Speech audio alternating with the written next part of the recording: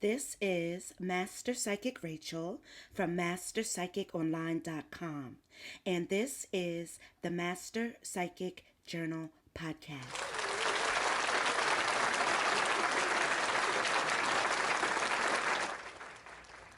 Hello, my angels. Thank you so much for joining me. It is January 21st at 6:03 a.m. Today, I would like to talk about how to ward off negativity, bad spirits, and bad energy. This podcast is inspired by my client. I'm going to call her Jay. And a few months ago, she came to me like, Rachel, why don't you talk about how to get rid of negativity and bad spirits? And I was like, yes, that is brilliant. I love the idea. I loved it. And immediately that night, I started writing what I thought was going to be a blog post. And it turned into a novella. So, yes. Um, when I'm really inspired by something or very intrigued, I tend to put my heart and soul into it. So something that was just supposed to turn into a blog post just turned into a big project. And I just didn't want to wait anymore. I thought this topic was too juicy to be, stuck inside of my word processor. So today I would like to share with you my tips on how to ward off negativity, bad spirits, and bad energy. Now, this is a series of podcasts. So I will name a few tips now, and then I will do some more podcasts in the near future that will explain even more how you can ward off negativity, bad spirits, and bad energy. So this is just a little piece that I'm giving you. So I'm not here all day, talking your ear off. I'll just break it up into little chunks. But one of the number one ways of getting rid of negativity and bad spirits and bad energies is saging. Or shall I say the correct word is smudging. And that is where you light sage, and you light sage all throughout your home. Many cultures do this ritual, but it originated with the Native Americans. So, if you don't know what smudging is or you never heard of it, I'll give you some insight on it. But smudging or smudge sticks or sage bundles are dried up sage or herbs that are tied together with thread, and they tie together these herbs that are dry leaves or sticks. And to me, they look like giant marijuana sticks or a big joint, let's say that. So, before you light the sage, you're going to want to make sure you do it correctly. There are a lot of videos out there on YouTube on how to smudge. But my cousin, Aaron Spain Bay, he has a channel on YouTube. You spell that Aaron, Spain, Spain, Bay, Bey. And he has a YouTube video on smudging. It's called First Time Smudge Your Apartment with Sage. So if you want to learn how to smudge your apartment and burn the smudge sticks, you may want to check out his YouTube channel, or check out someone's YouTube video on it before you do it, because I don't want you burning yourself or hurting yourself or burning your house down. So, what is a reason why you might want to light sage or smudge? What are some of the reasons? You might be asking yourself. You might be like, I don't need to do that. Why would I need to do that? So I'm going to tell you why you need or might want to do this. Okay, a lot of people, before they move into their new home or into their new house or apartment, they light sage because they want to clear up all the energy that might have, or negative energy or energy that might have been left behind from the previous tenants. So a lot of people will sage before they move into their home to clear up all that energy. But you can also sage at home. So, and to get rid of those negative forces. And why you might want to do that is because you might sense a lot of negativity around you, or there may be negative forces around you. And these forces may be holding you back. You may have a string of bad luck. It seems like one thing after the next seems to happen to you, and you don't know why. You might want to sage or smudge.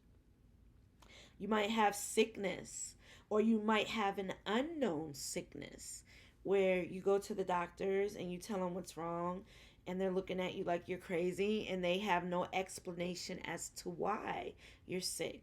That might be a reason to smudge. Or if you let someone evil in the door, or someone comes to your home uninvited, and then after they leave, you start noticing a lot of negative things happening around you. That might be a reason to sage. So, these are some of the reasons why you might want to sage. And I'm going to give you some tips also on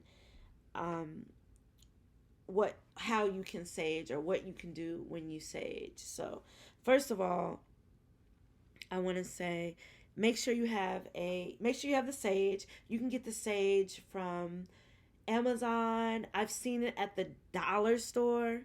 Like, when I seen it at the dollar store, I was like, oh my gosh, there's sage at the dollar store. I was just in shock, because at one time, like, I could only get it at the discount mall, and they have these little African shops, and I would get my sage and my oils and my incense there. But now it's like all over the place. So if you can't find it anywhere, go on Amazon. Amazon has everything.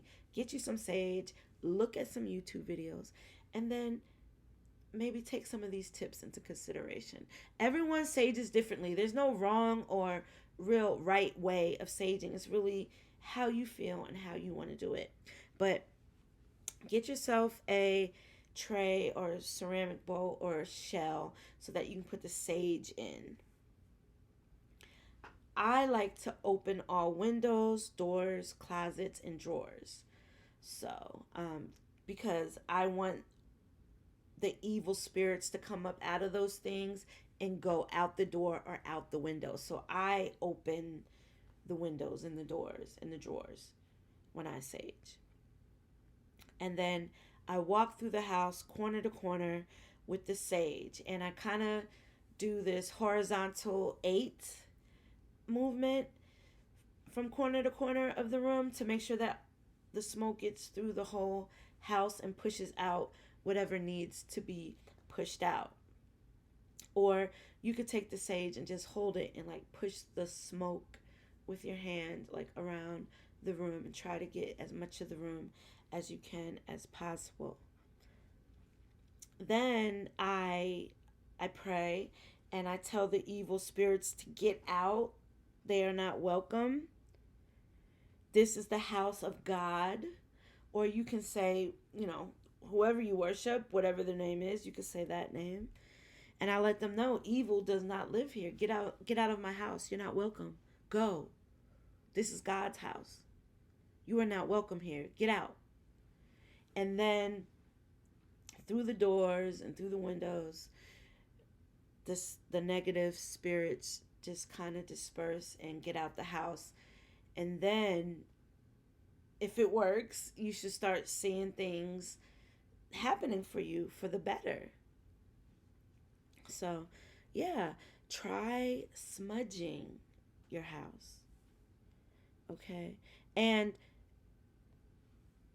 don't smudge in a dirty house. Make sure your house is clean. Clean your house first. Declutter. That's number two. That's the number two tip. Declutter.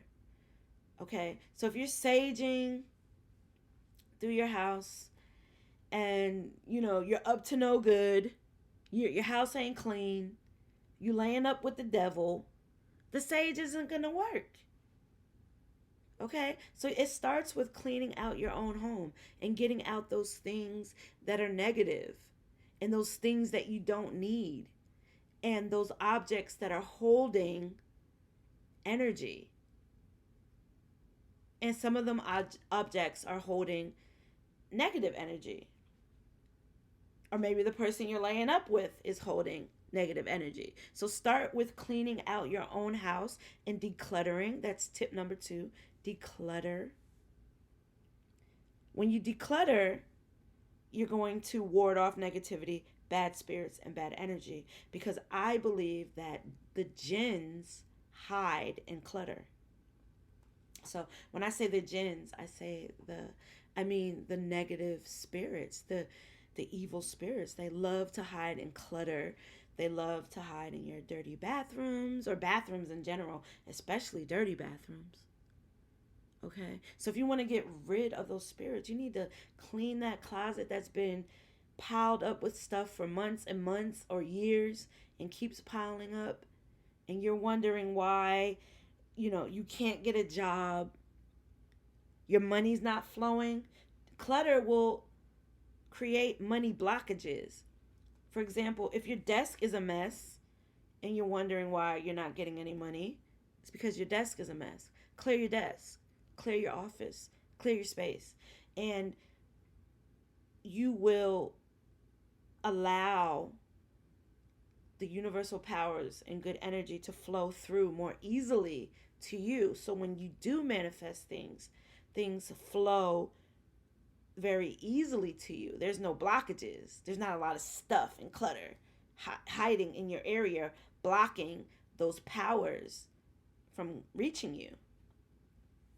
So, again, that's a good reason to declutter is if you're having job issues with your job, money not flowing, money blockages, unlucky in love, declutter, and you should start seeing some changes.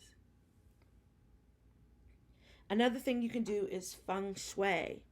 So feng shui is when you arrange objects in your space for balance and harmony, and switching things around in your room can change the harmony and balance and energy around you. It's said that the Chinese adopted this from the Indian monks 3,000 years ago, feng shui. Because every time we think of feng shui, we think of this as a Chinese uh, ritual or cultural thing, but supposedly it started with the Indian monks. And depending on how you arrange your furniture, your plants, the objects in your house, you can unblock forces so energy can flow more freely to you. So, by moving things around, you will or may be able to remove blockages, money blockages, and love blockages. I notice my man, he likes to do that from time to time. He likes to rearrange the room, the living room, the dining room, the bedroom. And there was a point where I was like, what are you doing? Like, stop doing this. Everything's fine. Leave it alone. But I do notice when he does do that, the space just seems more clear and more free. You can breathe more easily. I feel more powerful.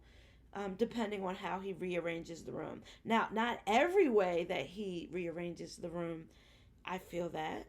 Sometimes I'm like, I don't like this. But many times I'm like, I love this.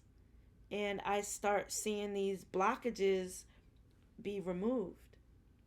So if you're in an area, let's say you're living in a state and you're finding like nothing's working out for you while you're there, and you want to move to another state, but you can't maybe afford it, or maybe now's not the time, or your job won't permit it, and you just know you need a change, but you can't make that big change. Well, rearrange your furniture. I'm telling you, it could be in many instances as powerful as moving to another state just by changing everything around in your environment.